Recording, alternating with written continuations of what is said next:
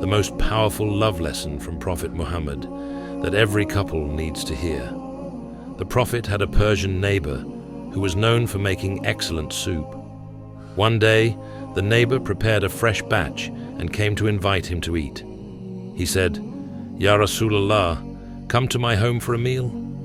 But the Prophet didn't say yes right away. Instead, he asked, "And Aisha too?" The neighbor hesitated and said, "No, just you." The Prophet simply replied, "Then no." The neighbor left, but returned a while later with the same invitation. Again, the Prophet asked, "And Aisha too?" The neighbor once more said, "No, just you." And again, the Prophet replied, "Then no."